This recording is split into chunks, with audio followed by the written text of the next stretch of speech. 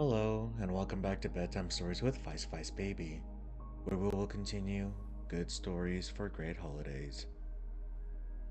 A Gunpowder Story by John Eston Cook. Adapted. In the autumn of 1777, the English decided to attack Fort Henry at Wheeling in northwestern Virginia. This was an important border fort named in honor of Patrick Henry, and around which had grown up a small village of about 25 log houses. A band of Indians, under the leadership of one Simon Girty, was supplied by the English with muskets and ammunition and sent against the fort. This Girty was a white man who, when a boy, had been captured by Indians and brought up by them. He had joined their tribes and was a ferocious and bloodthirsty leader of savage bands.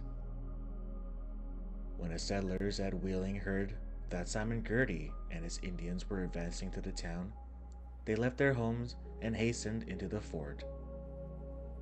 Scarcely had they done so when the savages made their appearance. The defenders of the fort knew that a desperate fight must now take place, and there seemed little probability that they would be able to hold out against their assailants. They had only 42 fighting men, including old men and boys, while the Indian force numbered about 500. What was worse, they had but a small amount of gunpowder. A keg containing the main supply had been left by accident in one of the village houses. This misfortune, as you will soon see, brought about the brave action of a young girl. After several encounters with the savages, which took place in the village, the defenders withdrew to the fort. Then a number of Indians advanced with loud yells, firing as they came. The fire was returned by the defenders, each of whom had picked out his man and taken deadly aim. Most of the attacking party were killed, and a whole body of Indians fell back into the nearby woods, and there awaited a more favorable opportunity to renew hostilities. The men in the fort now discovered, to their great dismay, that their gunpowder was nearly gone. What was to be done? Unless they could get another supply, they would not be able to hold the fort, and they and their women and children would either be massacred or carried into captivity. Colonel Shepard, who was in command, explained to the settlers exactly how matters stood. He also told them of the forgotten keg of powder which was in a house standing about 60 yards from the gate of the fort. It was plain to all that if any man should attempt to procure the keg, he would almost surely be shot by the lurking Indians. In spite of this, 3 or 4 young men volunteered to go on the dangerous mission. Colonel Shepard replied that he could not spare 3 or 4 strong men, as there were already too few for the defense. Only one man should make the attempt, and they might decide who was to go. This caused a dispute. Just then, a young girl stepped forward and said that she was ready to go. Her name was Elizabeth Zane, and she had just returned from boarding school in Philadelphia.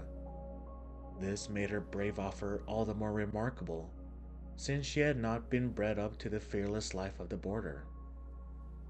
At first, the men would not hear of her running such a risk. She was told that it meant certain death, but she urged that they could not spare a man from the defense and that the loss of one girl would not be an important matter.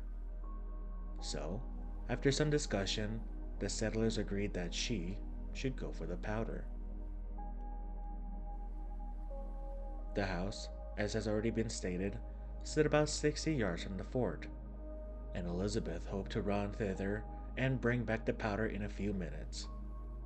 The gate was opened, and she passed through running like a deer. A few straggling Indians were dodging about the log houses of the town. They saw the fleeing girl, but for some reason they did not fire upon her. They may have supposed that she was returning to her home to rescue her clothes. Possibly they thought it was a waste of good ammunition to fire at a woman. when they were so sure of taking the fort before long. So, they looked on quietly while, with flying skirts, Elizabeth ran across the open and entered the house. She found the keg of powder, which was not large. She lifted it with both arms and, holding the precious burden close to her breast, she darted out of the house and ran in the direction of the fort. When the Indians saw what she was carrying, they uttered fierce yells and fired. The bullets fell like hail about her, but not one so much as touched her garments. With the keg hugged to her bosom, she ran on and reached the fort in safety. The gate closed upon her as the bullets of the Indians buried themselves in its thick panels. Rescued gunpowder enabled the little garrison to hold out until help arrived from the other settlements near Wheeling. And Girding, seeing that there were no further hopes of taking Fort Henry, withdrew his band. Thus, a weak but brave girl was the means of saving strong men with their wives and children. It was a heroic act, and the Americans should never forget to honor the name of Elizabeth Zane. Thank you for tuning into this episode of Bedtime Stories with Vice Baby. I hope you'll have a good night and sweet dreams.